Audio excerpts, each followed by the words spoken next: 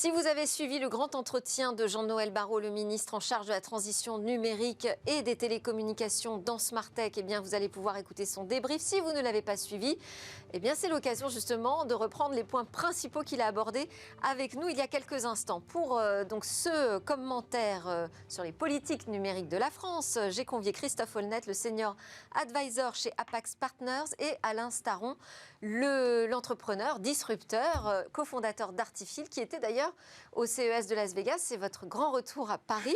Bonjour Delphine. Bonjour. En quelques mots, simplement, racontez-nous comment ça s'est passé, votre CES 2023. C'était le meilleur depuis 3 ans.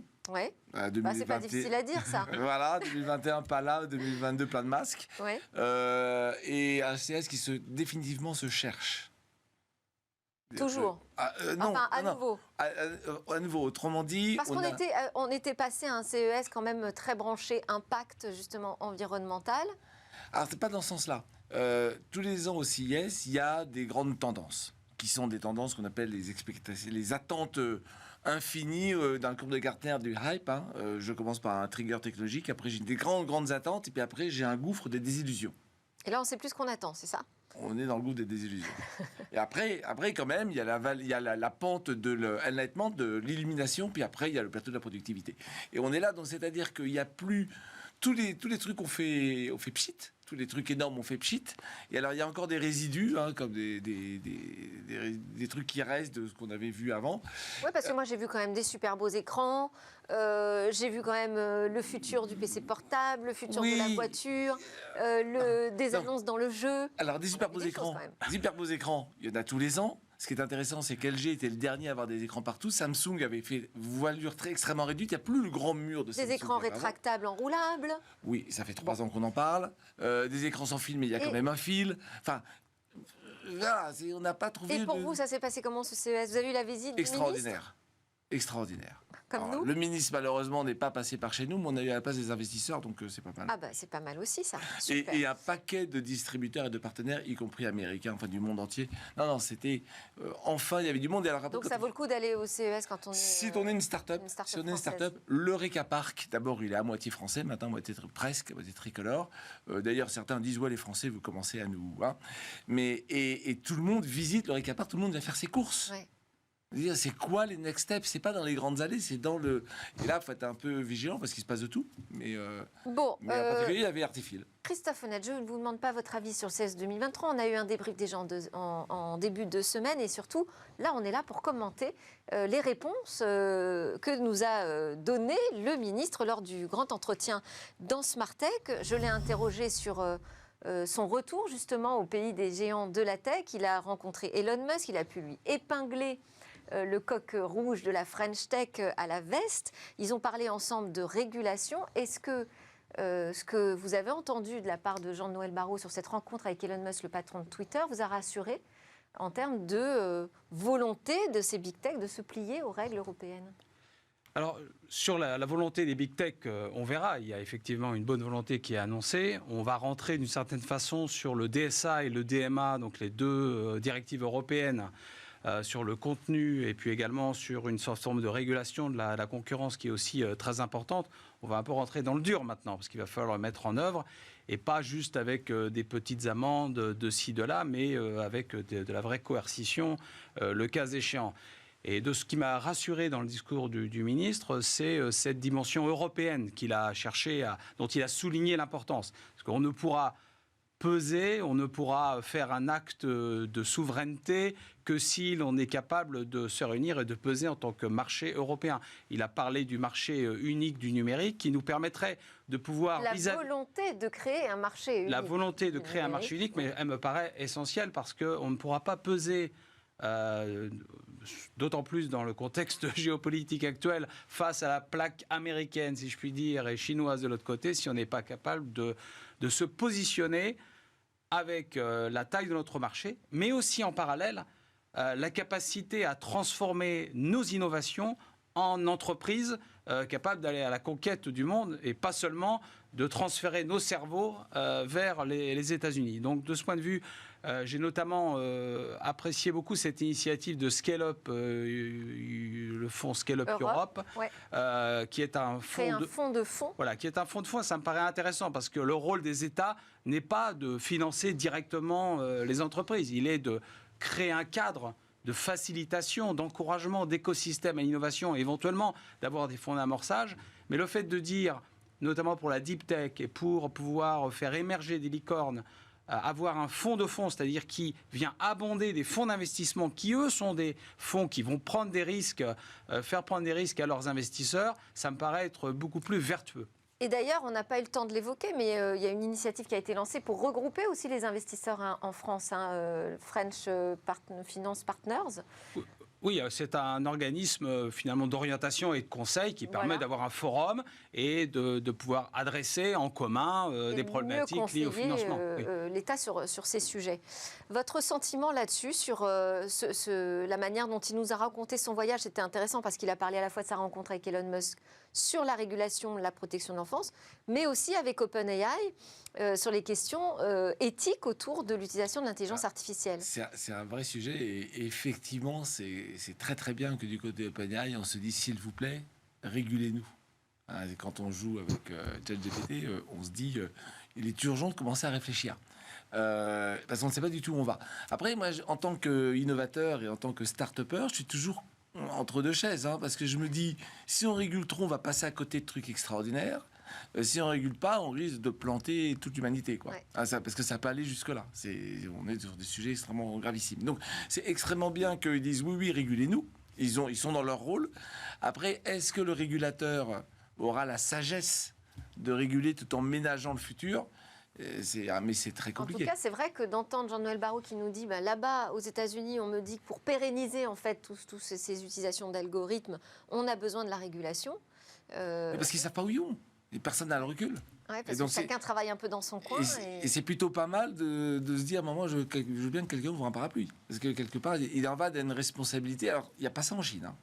Et alors sur la partie investissement, aussi, il a rencontré des VC aux États-Unis qui avaient l'air très intéressés par ce qu'on fait, nous, en matière de green tech. En fait, le CES était très green cette année. Enfin, tout le monde y allait de pourquoi je suis green, pourquoi je suis green, pourquoi je suis green, les emballages, les machins. Bon, bref. Et la French Tech, c'est 200 startups, donc c'est toujours la première délégation après les US sur l'Eca Park.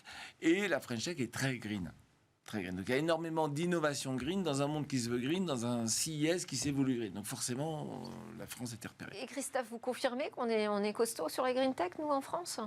Je crois que c'est le premier écosystème. Si vous voulez, vu les enjeux climatiques et les problématiques que l'on voit et que finalement maintenant sont quand même très largement reconnues par tous, la technologie peut être est certainement une solution pour pouvoir réconcilier à la fois la capacité à continuer à se développer et le fait de respecter mieux l'environnement. Et de ce point de vue, il y a énormément d'innovations qui trouvent leur source dans les mêmes processus d'innovation que la tech généraliste. Donc la green tech est un des volets de la tech. Et naturellement, on a une place à jouer. Et puis en Europe, il y a une sensibilisation quand même très forte à ces problématiques environnementales.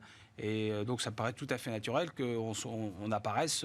C'est un sujet peut-être davantage pris au sérieux ici que de l'autre côté de l'Atlantique pour l'instant. En tout cas, sur la contraction aussi du marché du financement, il nous a dit que la France a quand même beaucoup mieux résisté. Alors, il a évoqué 13 milliards, mais c'est 14 milliards de fonds levés en 2022, tout en disant qu'il faut quand même être vigilant. Oui, je pense qu'il faut être effectivement vigilant. La réalité, c'est que la France a plutôt bien résisté, mais moi, j'y vois une raison, c'est qu'on a aussi été probablement un peu moins dans l'exubérance irrationnelle, des valorisations dingues et des levées de fonds monstrueuses qu'on a pu voir.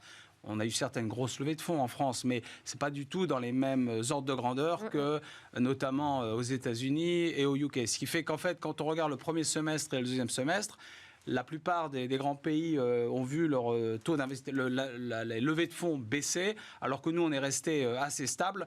Mais c'est certainement parce que nos multiples d'investissement étaient restés relativement plus raisonnable que dans les autres pays. Mais ce qu'on voit, c'est qu'il y a quand même une tendance aujourd'hui à un frein de l'investissement. Ça, c'est une réalité. Donc, ça veut dire que pour financer de nouveaux projets, ça va être un peu plus compliqué. Et pour les startups qui n'ont pas une vision claire d'un retour à un équilibre et en tout cas d'atteindre une profitabilité à un horizon défini, ça va être compliqué même de se refinancer. Après, il nous dit aussi, c'est dans ces moments de crise, il nous le rappelle, c'est dans ces moments de crise qu'on voit émerger des géants. On espère.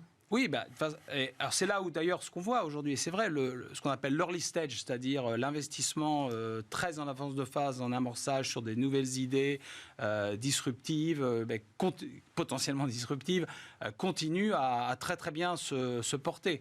Et c'est vrai, on peut prendre l'exemple de Google qui a émergé post l'explosion de la bulle Internet, Uber, Airbnb, qui sont souvent pris en exemple comme étant émergés post la crise de 2008. Et on voit aujourd'hui qu'il y a, on le voit avec l'IA conversationnelle, il y a des technologies qui peuvent faire irruption sur le marché et éventuellement même pouvoir bousculer des géants, puisque finalement on a vu que après, même Google se sentait fragilisé par ChatGPT. Il faut avoir la capacité de pouvoir le faire en Europe et de créer. Alors là-dessus, moi je trouve qu'on n'a pas eu vraiment de réponse sur comment on fait pour créer ce bloc. Il a appelé de ses voeux ce marché unique européen sur le numérique, mais pour l'instant on n'y est pas. Hein.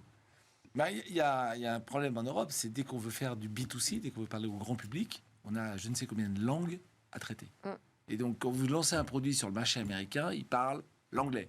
Nous, on lance un produit sur le marché européen, il doit déjà parler 7 langues au moment où on démarre. Mais ça, on ne va pas changer. On est comme on est. Absolument. Et c'est un frein. Oui, mais c'est aussi une opportunité. Alors, c'est un frein. Moi, je crois que le frein, je comprends bien que ce soit un frein, et une raison pour laquelle, d'ailleurs, il faut aller sur le marché américain rapidement. Mais on a peut-être effectivement peut-être une quinzaine de langues, mettons 7 langues majeures. Mais le problème, c'est aussi qu'on a souvent 7 régulations différentes. Donc, si déjà on était capable, sans bien sûr se dire qu'on allait tous passer à l'anglais, à l'allemand ou en français, se dire, si déjà on était capable de pouvoir commercialiser dans toute l'Europe de façon homogène et pouvoir lancer un produit day one et qui puisse... Mais on commercialise chez qui ? Le seul distributeur européen, il s'appelle Amazon. Alors ça c'est pour le B2C. Pardon. En B2B, on parlait là de la distribution des produits. En B2B, c'est différent. Justement. Et alors en B2B, parce qu'on n'a pas fini. La bonne nouvelle du B2B, c'est si on commence à faire l'Internet industriel, la langue n'est plus un problème. Et donc pour moi, l'avenir, quand est-ce qu'on peut émerger un majeur mondial, une compagnie énorme pour le grand public Non, ce sera professionnel. Ah, ce sera professionnel selon vous. Ok. Elle sera B2B. Autre sujet qu'on a abordé, c'est autour du service universel de très haut débit. Il nous en a dit un petit peu plus sur sa stratégie et l'idée qu'il souhaite mettre en place assez rapidement au cours de cette année dans certaines villes. Ce serait l'opportunité donc pour... tout citoyen de pouvoir réclamer cet accès au très haut débit avec un minimum de débit garanti. Ça, c'est un vrai pas en avance social, j'allais dire, sur l'accès au numérique. Oui, je crois que le ministre mentionnait qu'on fête les 10 ans du plan très haut débit, comme le dit dans la French Tech. Et d'ailleurs, on peut quand même mesurer positivement le chemin parcouru depuis l'affaire des pigeons en 2012. Donc globalement, je pense que la mobilisation de l'État sur le sujet numérique, il est là. Donc sur le très haut débit, les choses ont quand même fortement avancé. Moi, je crois qu'il faut, et dans l'esprit, dans notre finalement façon de considérer la société, la notion d'équité, d'accès à l'outil et au très haut débit en l'occurrence, est quelque chose qui paraît naturel. Après, comment ça va se faire ? Dans les villes qui ont déjà le très haut débit, est-ce que cela va se traduire par le fait d'avoir des points d'accès accessibles, des tarifs privilégiés ? Donc tout ça, je pense visiblement, il va y avoir une phase de test. Ça reste à définir. Moi, je crois que plus globalement sur le très haut débit, je crois aussi qu'il faut sortir du 100% fibre, même si ça devient souvent très important pour toute commune de se dire j'ai la fibre ou je ne l'ai pas. Mais le très haut débit ne veut pas forcément dire la fibre, de moins en moins. Il y a des solutions hybrides avec la 5G, peut-être demain la 6G, du satellite, qui aujourd'hui permet du bidirectionnel. Ça, je pense que là-dessus, on a bien avancé quand même sur cette question aujourd'hui en France. Il a aussi évoqué, mais on n'a plus le temps d'en parler, le filtre anti-arnaque. qui permettra aux Français d'être alertés via leur navigateur directement s'ils se connectent sur des sites fallacieux ou malveillants. Et ça, il nous a dit qu'ils seront prêts pour les JO 2024, c'est ça, hein. Oui. Merci beaucoup Alain Staron d'Artifil, Christophe Holnet d'Apax Partners pour votre commentaire sur ce grand entretien avec Jean-Noël Barrot, le ministre du Numérique dans Smart Tech. À suivre, où va le web ?